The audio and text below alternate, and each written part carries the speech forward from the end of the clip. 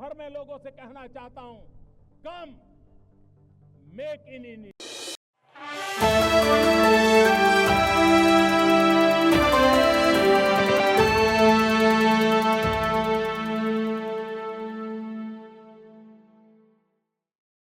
माननीय प्रधानमंत्री जी की जो मिडिल क्लास परिवारों के प्रति निष्ठा है, वो निष्ठा समय समय पे हमको दिखाई दी है। कैसे इनकम टैक्स में एक बड़ा सुधार करके 12 लाख रुपए तक की इनकम टैक्स की मध्यम वर्गीय परिवारों को छूट मिली, वैसे ही एक बहुत बड़ा जीएसटी में रिफॉर्म्स करके माननीय प्रधानमंत्री जी ने मिडिल क्लास परिवारों को एक बहुत बड़ी राहत दी है, बहुत बड़ा एक तोहफा दिया है।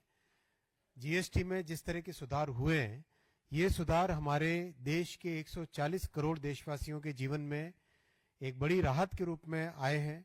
आप सब जानते हैं कि 2014 से पहले टैक्स का एक ऐसा मकड़ जाल था जिसके कारण हर वस्तु पे कई तरह के टैक्सेस लग के एक साधारण परिवार पे, आम आदमी पे, एक मिडिल क्लास परिवार पे बड़ा बोझा बना हुआ था। जीएसटी से उसके कारण बहुत सारे बेनिफिट्स आए, बहुत एक सिंप्लीफिकेशन हुआ और 6-7 साल के पूरे एक्सपेरिमेंट और पूरा स्टेबलाइज होने के बाद में आज माननीय प्रधानमंत्री जी ने, माननीय वित्त मंत्री जी ने जिस तरह का जीएसटी में रेट्स कम करके, एक रैशनलाइजेशन करके और जिस तरह से एक सिंप्लीफिकेशन करके एक बड़ा रिफॉर्म लाए हैं, उस रिफॉर्म से हमारे जन जन के जीवन में प्रभाव आएगा। इलेक्ट्रॉनिक्स की मैं विशेष बात करना चाहूंगा यहाँ पर। घर में आज हमारे किसी भी घर में, मध्यम वर्ग के परिवार के घर में कई तरह के इलेक्ट्रॉनिक्स उपकरण काम में लिए जाते हैं, चाहे टेलीविजन हो, चाहे रेफ्रिजरेटर हो, चाहे डिश वॉशर हो, चाहे माइक्रोवेव का ओवन हो, अपने हाथ में मोबाइल फोन होता है, पावर बैंक होता है, कई तरह की चीजें घर में इलेक्ट्रॉनिक्स की उपयोग में आती है। और जो सोलर पैनल कई लोग अपने घरों पे लगाते हैं, ओवरऑल इन सब चीजों पे टैक्स का बर्डन कम हुआ है।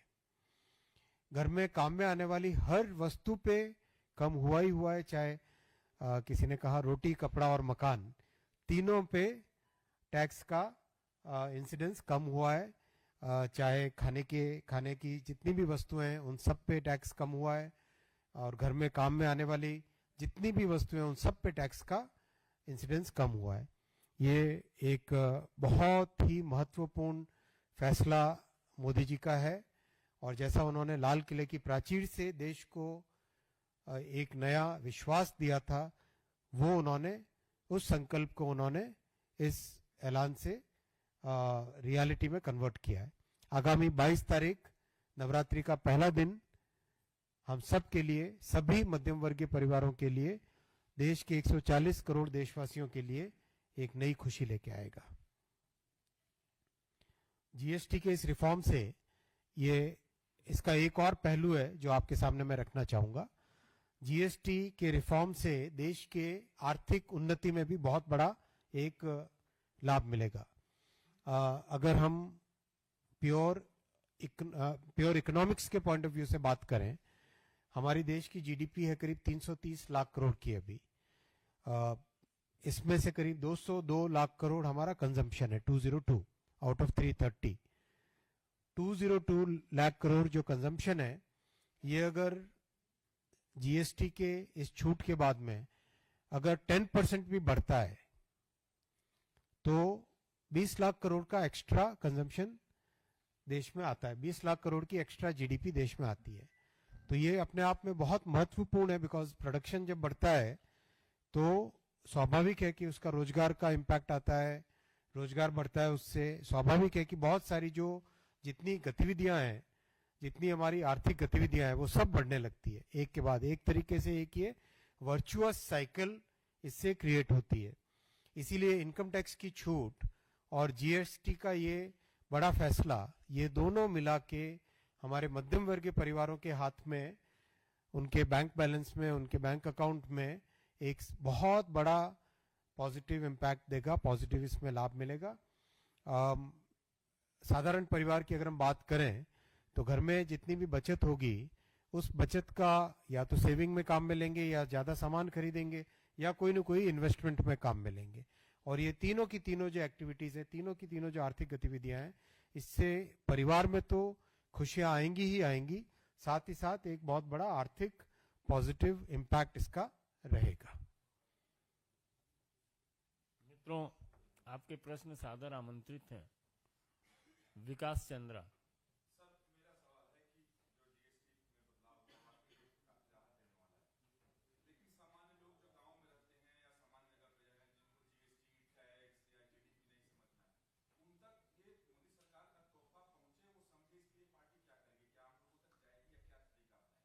देश भर से जन जन के जो फीडबैक आ रहा अभी, जन जन के मानस में एक बहुत एक अच्छी उपलब्धि, एक अच्छी फीलिंग आ रही है कि किस तरह से साधारण उपयोग वाली वस्तुएं वो सस्ती होने वाली। छात्रों से कहीं पर भी आप फीडबैक लीजिए, बात आती है, छात्रों से संबंधित, पढ़ाई से लिखाई से संबंधित सभी चीजें सस्ती हो रही है। किसी भी गृहिणी के पास अगर आप बात करें तो गृहिणी के जीवन में भी एक बहुत ही क्लियर एक फीडबैक आता है कि खाने पीने की चीजें सस्ती हो रही है, जो हम डे टू डे यूज करने वाली चीजें वो सस्ती हो रही है, घर के अंदर उपयोग करने वाली चीजें सस्ती हो रही है। एक कोई भी एस्पिरेशनल फैमिली अगर हम लें तो उनके मन में भी आता है कि आज छोटा टीवी है तो थोड़ा बड़ा टीवी करें। अपग्रेड करने की जो मन में एक, सबके मन में एक भावना होती है अपने अपने घर में, चाहे छोटी कार से बड़ी कार लेने की इंसान के मन में, हर परिवार के मन में एक जो इच्छा होती है, तो ये अपग्रेड करने की जो फीलिंग है वो अब आसान हो गई है। तो सभी के मन में एक स्वाभाविक तौर पे बहुत अच्छा इसका प्रभाव पड़ा है, जैसा फीडबैक देश भर से आया है। और आपने भी, मीडिया का भी मैं धन्यवाद देना चाहूंगा, आपने जिस तरीके से इस विषय को सबके सामने प्रेजेंट किया है, उससे जन जन के पास ये विषय पहुंचा है। दीपक चौबे, IANS।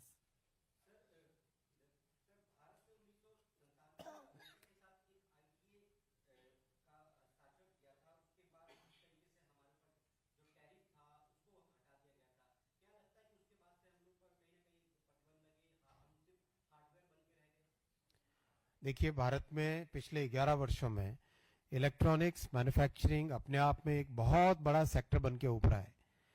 6 गुना इलेक्ट्रॉनिक प्रोडक्शन बढ़ा है, 8 गुना इलेक्ट्रॉनिक्स एक्सपोर्ट बढ़ा है। इलेक्ट्रॉनिक्स मैन्युफैक्चरिंग आज 11.5 लाख करोड़ रुपए की इंडस्ट्री बन चुकी है। 25 लाख लोग इसमें एम्प्लॉयड हैं आज, 25 लाख। एक एक करके हर आइटम देश में अब बनाने लग गए हैं। आप ये अगर मोबाइल फोन लो तो इस मोबाइल फोन के ग्लास, उसके ऊपर कवर, पीछे की बैकिंग, अंदर की चिप, अंदर की PCB, कैमरा मॉड्यूल, हर चीज एक एक आइटम देश में बनने लग गया है।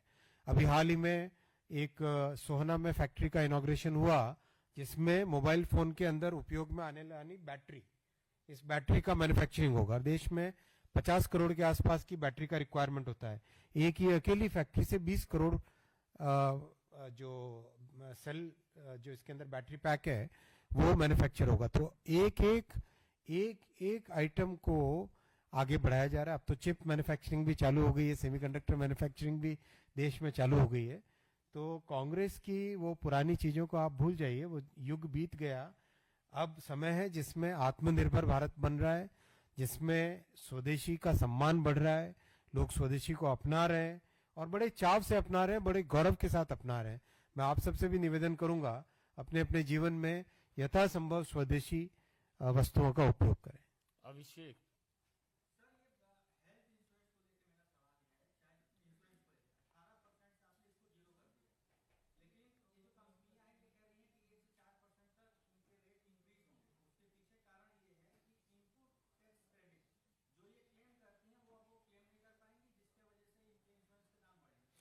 ऐसा नहीं है, करीब करीब सारी एसोसिएशंस, चाहे व्हाइट गुड्स की हो, चाहे FMCG की हो, चाहे इंश्योरेंस की हो, चाहे हेवी इंडस्ट्री की हो, चाहे इलेक्ट्रॉनिक्स इंडस्ट्री की हो, हर सेक्टर की जितनी भी फेडरेशंस हैं, जितनी भी काउंसिल्स हैं, सब ने बहुत क्लियर कहा है कि ये जो बेनिफिट है जीएसटी का जो बेनिफिट है वो सीधा का सीधा ट्रांसमिट करेंगे मध्यम वर्गीय परिवारों को, यूजर्स को, सभी देश के नागरिकों को ये बेनिफिट ट्रांसफर होगा। इंश्योरेंस का बेनिफिट भी ट्रांसफर में होगा। माननीय वित्त मंत्री जी ने स्पष्ट कहा है वो कड़ी निगाह रखेंगी, जो भी जीएसटी के बेनिफिट को जन जन तक नहीं पहुंचाता है उसके ऊपर माननीय वित्त मंत्री जी ने स्पष्ट तौर पे कहा है कड़ी से कड़ी कार्रवाई भी की जाएगी। गणेश पाठक।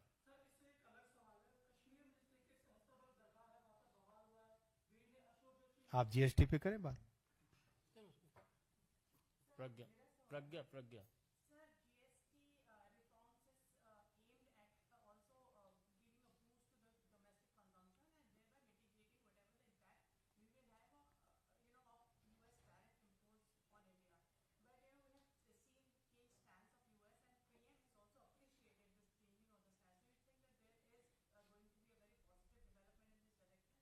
देखिए, जीएसटी पे रिफॉर्म्स का काम 1.5 साल पहले से चालू हुआ था, अमेरिका के चुनावों से पहले। ये प्रधानमंत्री जी का बहुत क्लियर है, रिफॉर्म परफॉर्म ट्रांसफॉर्म। इस रिफॉर्म से देश की एक नए तरह की ट्रांसफॉर्मेशन की यात्रा चालू होती है। जीएसटी के आने से, वो भी अपने आप में इतना बड़ा रिफॉर्म था कि आप देश भर में आप पूछो, बॉर्डर पे किस तरह से लंबी लंबी ट्रकों की कतारें लाइन लगी रहती थी, आज सेकंड्स के अंदर ई-वे बिल बन जाता है। किसी भी मैन्युफैक्चरर से आप बात करके देखो, किसी भी एमएसएमई सेक्टर से बात करके देखो, बहुत एक मेजर सिग्निफिकेंट सिंप्लीफिकेशन लोगों के जीवन में हुआ है, इसका बेनिफिट मिला है। ये 1.5 वर्ष की एक्सरसाइज अब फाइनल होके आप सबके सामने आई है। माननीय प्रधानमंत्री जी ने लगातार इसको फॉलो अप किया है, लगातार इसमें हर स्टेप पे गाइडलाइंस दिए हैं। बहुत एक जो साधारण व्यक्ति, साधारण परिवार, हमारे हर मध्यम वर्गीय परिवार के जीवन में एक बहुत अच्छा ट्रांसफॉर्मेटिव चेंज आए, उस भावना के साथ ये लिया गया है। इसमें किसी एक्सटर्नल फैक्टर का कोई रोल नहीं है। अनीता चौधरी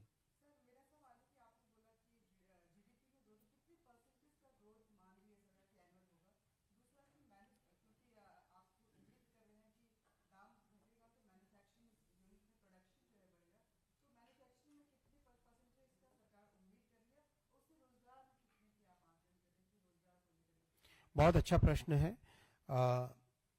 डायरेक्शनली मैं पहले बोलता हूं, इसमें डायरेक्शनली जीडीपी के जो बड़े कंपोनेंट्स होते हैं उसमें से दो बहुत बड़े कंपोनेंट है। हमारी 330 लाख करोड़ की जो जीडीपी है, इसमें 202 लाख करोड़ का कंजम्पशन है और 98 लाख करोड़ का इन्वेस्टमेंट है। टोटल हमारा करीब करीब 300 लाख करोड़ का ये दोनों आइटम, बाकी 30 लाख करोड़ के बाकी सारे के सारे आइटम्स आते हैं, राइट। ये जीडीपी का पूरा पिक्चर है। इसमें जो दो बड़े कंपोनेंट्स हुए, कंजम्पशन और इन्वेस्टमेंट, 202 लाख करोड़ का कंजम्पशन और 98 लाख करोड़ का इन्वेस्टमेंट, ये दोनों के दोनों आइटम्स में ग्रोथ आएगी इस निर्णय से। कंजम्पशन बढ़ता है, लोग इन्वेस्ट करते हैं, नई फैक्ट्री लगाते हैं, कैपेसिटी पूरी होती है, उससे इन्वेस्टमेंट बढ़ता है।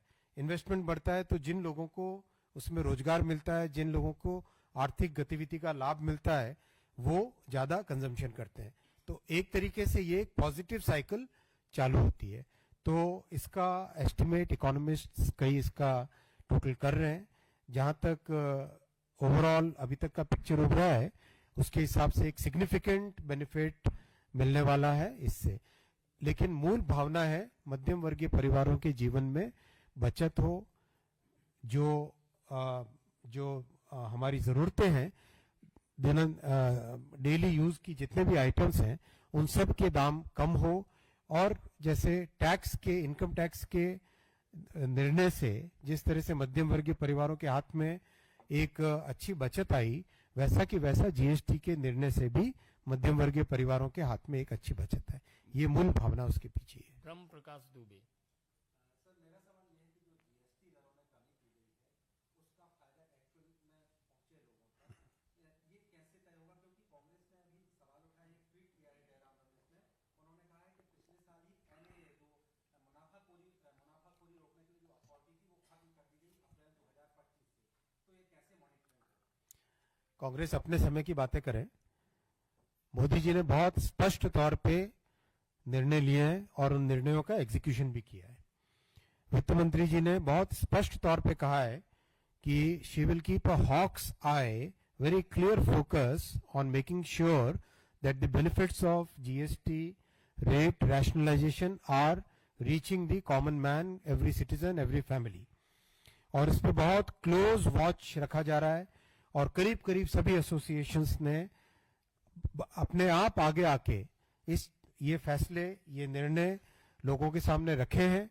आज आप हर एक पेपर में देखिए, करीब करीब हर एसोसिएशन ने क्लियरली कहा है कि वो जीएसटी के बेनिफिट्स को लोगों तक पहुंचाएंगे। मोदी जी के काम करने के तरीके को आप सब जानते हो। प्रधानमंत्री जी ने एक बहुत फोकस्ड वे में हर चीज का एग्जीक्यूशन किया है और वो फोकस्ड वे में एग्जीक्यूशन इसमें भी आपको दिखाई देगा और जन जन के जीवन में इसका बेनिफिट मिलेगा। कांग्रेस की तरह ढुलमुल नीतियों से काम चलने वाला समय नहीं है ये। Devesh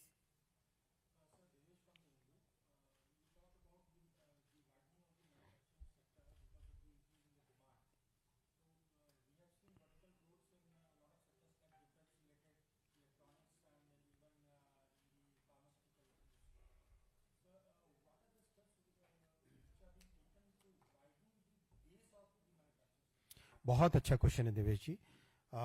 this is actually very very important for our country. Thank you for asking this question.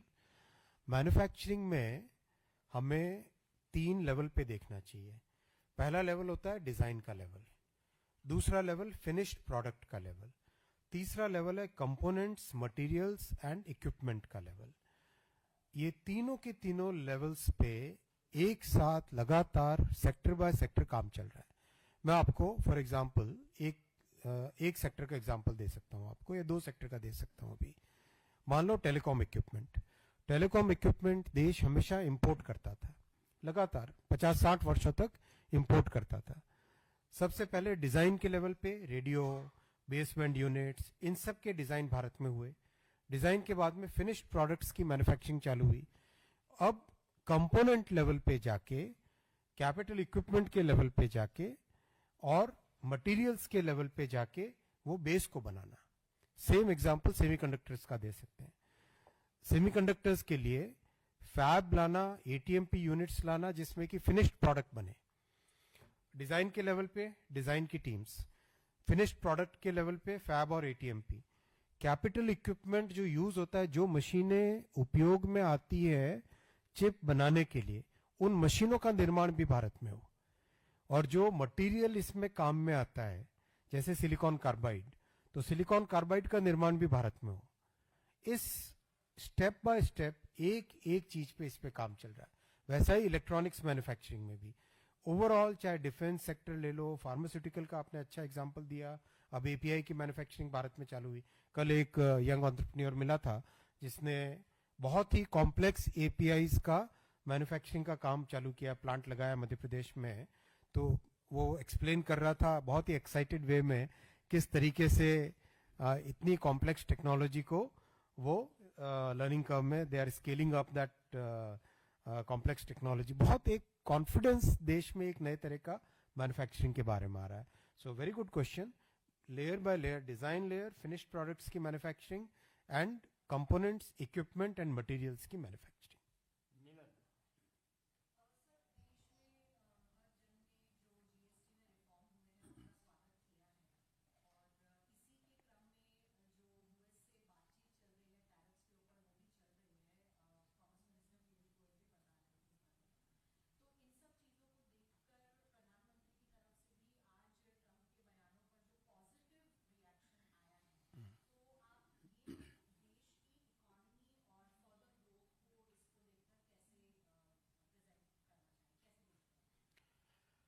जिस तरह से माननीय प्रधानमंत्री जी ने पिछले 11 वर्षों में देश की फॉरेन पॉलिसी को एक नया स्वरूप दिया, जिसमें नेशनल इंटरेस्ट, हमारे नागरिकों का हित, हमारे किसानों का हित, हमारे पशुपालकों का हित, हमारे मछुआरों का हित, हमारे नौजवानों के विषय में सोच के उनका हित, मिडिल क्लास फैमिलीज को उनको सेफगार्ड करने का ध्यान में रख के एक ओवरऑल एक ऐसी कॉम्प्रिहेंसिव पॉलिसी फ्रेमवर्क प्रधानमंत्री जी ने इन 11 वर्षों में रखा है, जो हमने 50-60 वर्षों में कभी नहीं देखा था।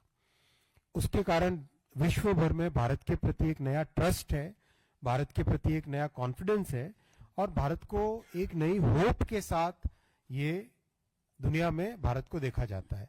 ये उसी का परिणाम स्वरूप है जिस इस बहुत ही कॉम्प्रिहेंसिव, बहुत ही well thought through foreign policy और उसका एग्जीक्यूशन, उसका रिजल्ट है कि आज सारी दुनिया का कॉन्फिडेंस है। और यूएस बहुत बड़ी डेमोक्रेसी है, भारत विश्व की मदर ऑफ डेमोक्रेसी है। इन दोनों डेमोक्रेसीज के बीच में अच्छा रिलेशन रहना स्वाभाविक ही है।